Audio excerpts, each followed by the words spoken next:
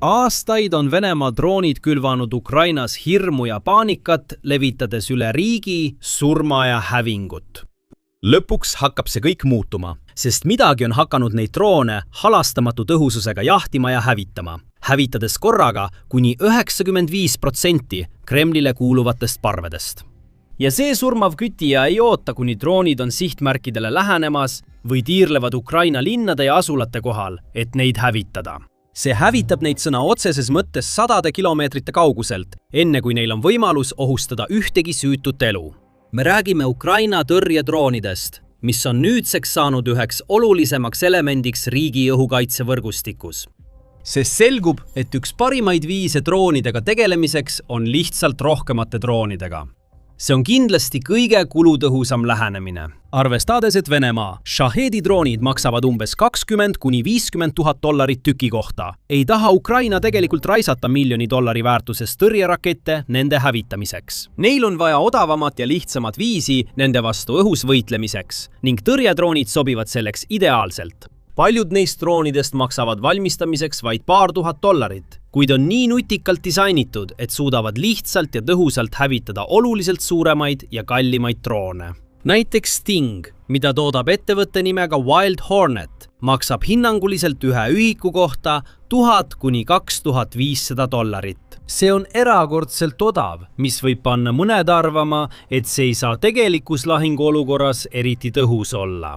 Kuid Stingi disain muudab selle tõeliseks teemoniks, millega Vene droonidel tuleb rinda pista. See on kuuli kujuga, mille alusel on paigaldatud 4 suure tõukejõuga mootorit, mis aitavad sellel saavutada tippkiiruseks umbes 170 miili tunnis ehk 280 kilomeetrit tunnis ja kruiisikiiruseks umbes 100 miili tunnis ehk 160 kilomeetrit tunnis. Võimeline saavutama umbes 7 kilomeetri ehk 23 000 jala kõrguse, mis on palju kõrgem kui Venemaa Shahidide 4,5 kilomeetri ehk 13 000 kuni 16 000 jala kõrguse. Sting kannab 500 grammist ehk 1,1 naelast laengut ning on varustatud nii päevavalgus kui ka termokaameratega, mis võimaldavad tal tegutseda igal ajal, nii päeval kui öösel. Ja kuigi selle lennuaeg on vaid 15 minutit ja tegevusraadius 37 kilomeetri ehk 22 miili, on Ukraina suutnud kasutada Stingi sihtmärkide tabamiseks kuni 500 kilomeetri ehk 310 miili kaugusel. See on kõik tänu Wild Hornet Vision Controlile, digitaalsele video- ja telemeetria süsteemile, mis võimaldab Stingil edastada nii kõrgekvaliteedilist videot kui ka madala viitega juhtimist isegi väga suurte vahemaade taha. See muudab tavaliselt suhteliselt algelise lühimaa FPV tüüpi püüduri palju võimsamaks ja väärtuslikumaks kaugmaa õhutõrje vahendiks. See tehnoloogia pandi proovile ja läbis testi suurepäraselt. 2026 aasta aprilli alguses, kui ilmusid teated, et üks Ukraina piloot hüüdnimega Hulk hävitas 2 Vene Shahedi 500 kilomeetri kaugusel. See oli esimene kord ajaloos, kui midagi sellist juhtus. Mitte kunagi varem polnud droonipüüdur suutnud edukalt tabada ja hävitada oma sihtmärke nii kaugel operaatorist. Kasutades kõiki oma oskusi ja kogemusi, juhtis Hulk Stingi läbi keeruliste tingimuste, et hävitada oma sihtmärgid ja isegi kui Venemaa oleks üritanud talle vastu astuda, poleks neil olnud mingit võimalust, sest ta polnud isegi piirkonnas, vaid sadade miilide kaugusel turvalises asukohas. Hulk on vaid üks liige Bulava droonide üksusest, mis on mänginud juhtivat rolli droonisõjas ja avaldas internetis avalduse, et jagada rünnaku üksikasju. Üksus väitis, et see pole lihtsalt üksikjuhtum, vaid millegi uue algus, surmavate püüdurdroonide massiline kasutuselevõtt, mis tegutsevad äärmuslikel kaugustel, tabades oma sihtmärke ülima täpsusega ning kartmatult ja karistamatult. See võib kõike muuta. Ukraina droonimeeskonnad ja riigi kiiresti arenev droonitööstus on juba sõjakäiku enda kasuks pööranud, kuna Kiievi kaitsjatel on valida üha mitmekesisema ja surmavama mehitamata õhusõidukite UAV-de arsenali vahel. Kuid paljudel neist droonidest on piiratud tegevusraadius. Nad suudavad lennata vaid suhteliselt lühikesi vahemaid, mis tähendab, et nende piloodid ja operaatorid peavad sageli olema üsna lähedal, asetades nad ohtu, et venelased võivad nad avastada ja sihikule võtta. Kui aga droonimeeskonnad suudaksid jälgida ja kaitsta tohutuid alasid, mis asuvad neist sõna otseses mõttes sadade miilide kaugusel. Selle asemel, et tegutseda tavapärases 20-30 kilomeetri raadiuses, suudaksid nad taeva täita püüdurdroonide parvedega, mis on valmis ja ootavad, et tegeleda iga Vene ohuga, mis julgeb nende vaatevälja siseneda. parim osa on see, et selle taktika puhul oleks maapinnal vaja vaid minimaalset personali, hoides inimkaotuste riski võimalikult väiksena. See on murranguline strateegia ja Ukraina kasutab seda juba edukalt, nagu kinnitas taas ka Hulk ise. Ukraina kaitsejõudude ametlikul YouTube'i kanalil avaldatud põnev video näitas operaatorit tegutsemas, kui ta vastas intervjueerija küsimustele ja samal ajal juhtis kaugelt droone. Intervjuu ajal ütleb Hulk, et tema üksus on olnud tegev alates 2025 aasta suvest ja on kasutanud püüdurdroone alates sama aasta novembrist. Vaid mõne kuu jooksul on see üksus suutnud hävitada ligikaudu 200 sihtmärki, sealhulgas 184 Shahedi. Mõnikord möödub päevi, ilma et ühtegi drooni hävitataks. Teinekord aga läheb üksus tõeliseks droonide hävitamise maratoniks, kus Hulk märgib, et nende praegune rekord on 20 drooni ühel päeval. Neist 17 hävitati vaid pooleteise tunniga. Ta selgitab, kui märkimisväärne saavutus see on. Nüüd on sellise tulemuse saavutamine äärmiselt keeruline. Pete lõhkepeale väga täpselt lähemema, et see õhus hävitada, nii et maapinnale jõuab maksimaalselt ainult mootor, mis sisuliselt ei plahvata. Hulk ütleb edasi, et umbes 90% üksuse edukatest tabamustest hõlmab drooni lõhkepeade õhus plahvatama panemist, et minimeerida asustatud aladele langevate rusude hulka. Nad saavad kasutada ka Stinge ja teisi püüdurdroone, et rammida Shahide ja teiste Vene droonide pihta, kuid see toob kaasa suure hulga rusude riski ning plahvatusohtlikud lõhkepead võivad kokku põrgata allpool asuvate kodude, sõidukite ja hoonetega. Seetõttu peavad Ukraina piloodid olema äärmiselt ettevaatlikud, kui nad valivad hetke ründamiseks. Shahid ei pruugi plahvatada, see võib alla kukkuda ja tabada kedagi või maja. Sellepärast püüamegi lasta sellel asustatud aladest mööduda. Õnneks aitavad operaatoritel kaasa püüdurite kiire reageerimisvõimega konstruktsioonid, mis võimaldavad neil startida vaid 30 sekundiga. Kui droon on õhus, saavad piloodid tänu drooni päevavalgus ja termokaameratele hõlpsasti hakata sihtmärke jahtima, Shahidi jälitama ning nautima pidevat reaalajas andmevoogu oma UAV-idelt, mis aitab neil teha järgmisi liigutusi ja otsuseid. Ja Shahididel on väga vähe võimalusi nende püüdurite eest põgeneda. Nagu varem mainitud, lendavad nad tavaliselt umbes 45 kilomeetri kõrgusel maapinnast, kuid Ukraina püüdurid tegutsevad veelgi kõrgemal, andes neile selge ja takistusteta linnulennuvaate oma sihtmärkidele, kui nad taevas kiiresti liiguvad. Püüdurid on piisavalt kiired ja väledad, et jõuda järele isegi kõige kiirematele Vene droonidele. Bulava meeskond kinnitas, et nad on juba suutnud kinni püüda vähemalt ühe reaktiivmootoriga Shahedi variandi, mis suudab tavaliselt saavutada tippkiiruseks kuni 600 kilomeetrit tunnis ehk 370 miili tunnis. Selle tõttu tunnevad operaatorid nagu Hulk end peaaegu nagu superkangelased, kui nad kasutavad oma ainulaadseid oskusi Vene ohtude kõrvaldamiseks ning oma rahva ja taristu kaitsmiseks. Kas ma tunnen end superkangelasena? Jah, sest ma saan aru, et paljude tsiviilisikute elud sõltuvad minust ja mu vendadest, meie tegudest ja tulemustest. See ongi see, mis motiveerib. See ongi see, mis paneb oma tööd armastama. Meeskond tõstis eriliselt esile Stingi, kiites selle suurt töökindlust ja tõhusust isegi rasketes tingimustes.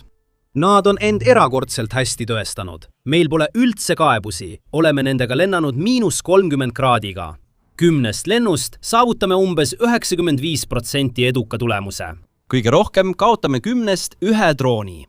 Aga Sting on vaid üks paljudest Ukraina arsenalis olevatest tõrjedroonidest. Enne kui vaatame mõnda teist, te vaatate The Military Show'd. Ja kui sa pole veel tellinud, siis nüüd on õige aeg.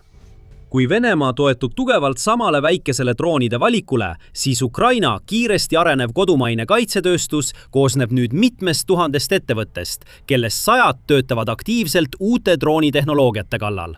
See hõlmab mitmekesist valikut püüdureid, näiteks P1 Sun. Üks enim räägitud droone Kiievi käsutuses on P1 Sun, mida toodab ettevõte Skyfall. See on disainilt üsna sarnane Stingile, eristudes oma kuulitaolise kujuga. Ja sellel on võime liikuda kiirusega umbes 300 kilomeetrit tunnis ehk 185 miili tunnis, kuid vajadusel võib see minna palju kiiremini, kuni 450 kilomeetrit tunnis ehk 280 miili tunnis, mis on piisavalt kiire, et jõuda järele enamikele vaenlase droonidele. Ühe ühiku hind on vaid $1000, mis teeb P1 Suni valmistamise väga odavaks. Skyfall ütleb, et nad suudavad toota kuni 50 000 ühikut iga kuu ja see on vaid üks mudel ühest ettevõttest. On veel palju teisi. Näiteks Strela, mida toodab V-Drones, on liigitatud raketitüüpi õhutõrje püüdurdrooniks. See lendab kiirusega umbes 350 km tunnis ehk 220 miili tunnis. Ja selle tegevusraadius on kuni 28 kilomeetrit ehk veidi üle 17 miili. See suudab kanda 500 grammist ehk 1,1 naelast kasulikku koormust, et hõlpsasti hävitada peaaegu iga vaenlase drooni kokkupõrgetes. Ja kuigi paljud droonid kasutavad navigeerimiseks ja sihtmärkide leidmiseks GPS-tehnoloogiat, mis muudab nad elektroonilise sõjapidamise suhtes haavatavaks. Seevastu Strela uusim versioon ei sõltu üldse GPS-ist, vaid kasutab hoopis arenenumat segamisele vastupidavat sidesüsteemi. Täpselt nagu Sting ja P1 Sun on ka Strela odav toota. Ühe ühiku keskmine hind on umbes $2300 ning seda on lihtne suurtes kogustes valmistada. V-Drones toodavad praegu umbes 100 tükki iga päev. On olemas ka Zero 8, mille toodab ettevõtte nimega Fourth Law. Veidi erinevalt enamikust teistest püüduritest tõuseb see droon vertikaalselt õhku, kuid läheb siis õhus üle horisontaallennule, sarnaselt 4 rootoriga õhusõidukile kruiisi režiimis.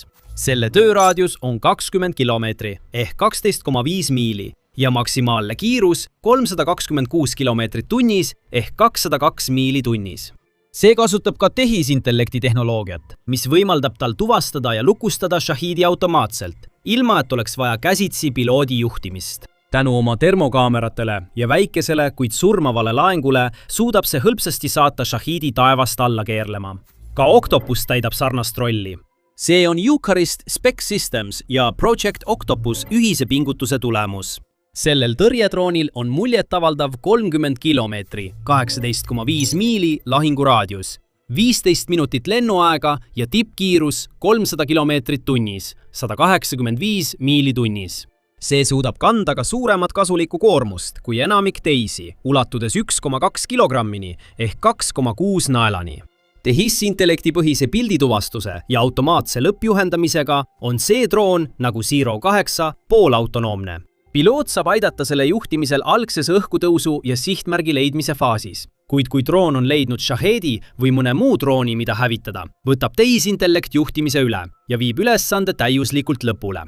Ja Ukraina tõrjedroonide armee muutub ajapikku ainult tugevamaks ja mitmekesisemaks. Näiteks 2026 aasta märtsis teatas Riigikaitseministeerium uute Jedi Shahid Hunter droonide kasutuselevõtust. Neil on kerged ja kompaktsed, kuid vastupidavad raamid, 4 võimsat elektrimootorit ning suure mahutavusega akud, mis võimaldavad neil õhus püsida kauem kui teised mudelid. Kaaludes vaid 4 kilogrammi ehk 9 naela, on Jedi varustatud 500 grammiste laengutega ning suudab tõusta umbes 20 000 jala ehk 6 kilomeetri kõrgusele maapinnast.